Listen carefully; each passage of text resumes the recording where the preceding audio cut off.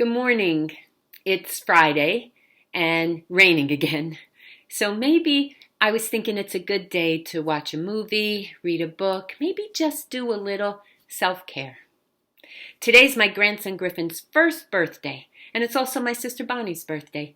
And both we will celebrate virtually. It's just the way life is right now. And it's hard. It's hard to adjust our lives to this crazy time we find ourselves in.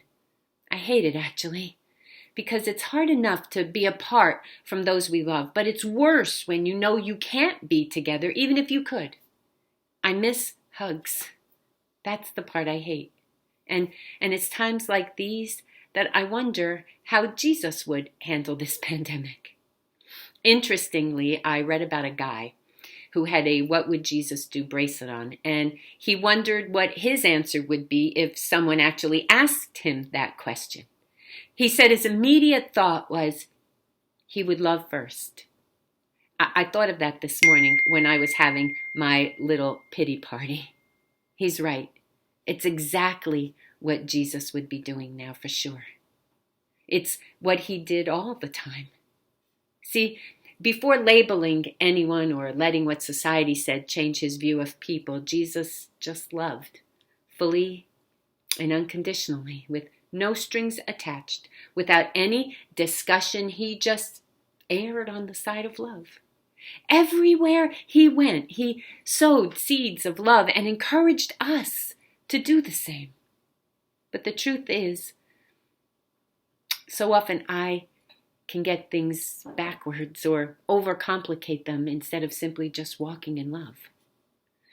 The thing is, unconditional love is caring about someone without limitations, loving without conditions, and doing something to make someone happy without any thought for what we might get out of it ourselves.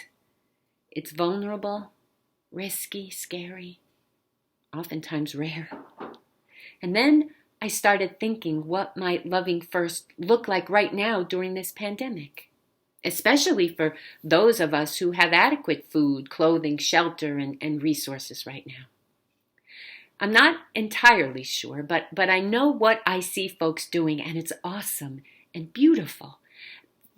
They're out there every day, volunteering, working, putting themselves at risk, because those were absolutely the things Jesus did. But we all can't do that, can we?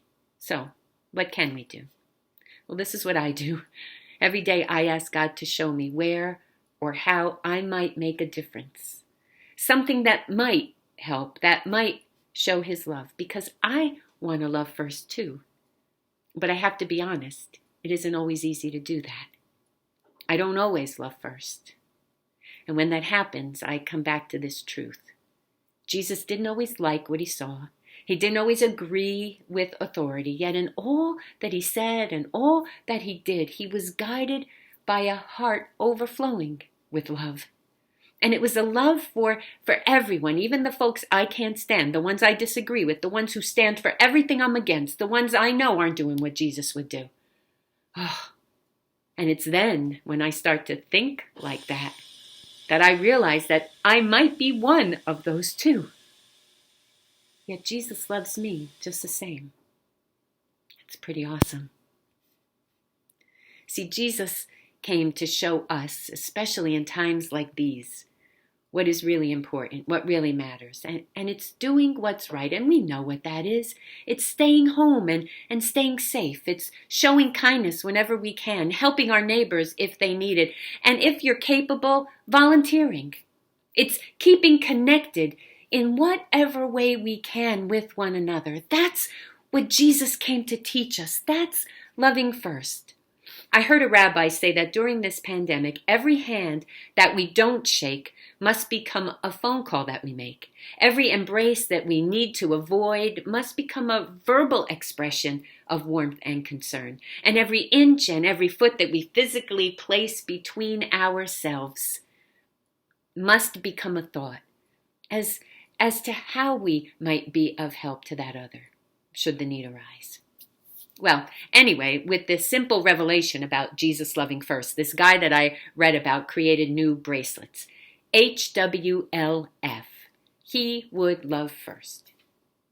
And so I bought 100 of them to give out to my congregation on Maundy Thursday. Oh, I had this whole beautiful service planned based on love, because on that night, Jesus gave that new command, right, for us to love one another. And he showed what that love looked like by going to the cross. In fact, it was a love so great and so deep that he was willing to die to make that point. Anyway, that was my plan. Unfortunately, the coronavirus came and none of that happened. And a few days ago, I looked at that giant envelope filled with those bracelets, and I decided to put one on to remind me every day of what Jesus would do, and more importantly, of what I should be doing, even as I shelter in place. See, I can still love the people right in front of me and on the other side of my computer screen. Thank God for that. And I can even love those I disagree with and sometimes can't stand. In fact, I have to. See, this is the time to show our love by joining together, not pulling apart. Of being creative in how we show and express love amidst such a dark time, such a hard time when we are feeling so distanced from each other. Of course, that might take work. But I've got time now. I've got time to figure it out, and I'm pretty sure you do too. Now, I don't know how long this crisis will last. No one does. I don't know when the virus will begin to plateau and start coming down. I don't have a clue on when we'll be able to get back to normal, or what normal will mean when all of this is said and done.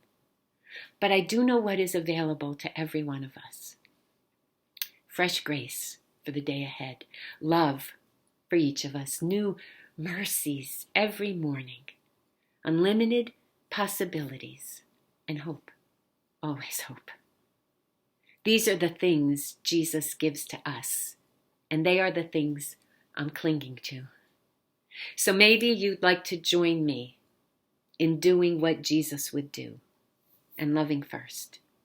No questions asked, just doing it. And when this is over, if you would like to have a bracelet, I would love to give you one, along with a hug.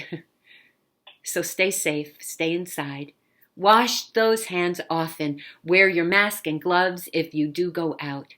And never forget to find the blessing. We will get through this together. Know I love you, and I'm praying for you. And try and have a good day. Hang in there. I'll see you tomorrow. Peace.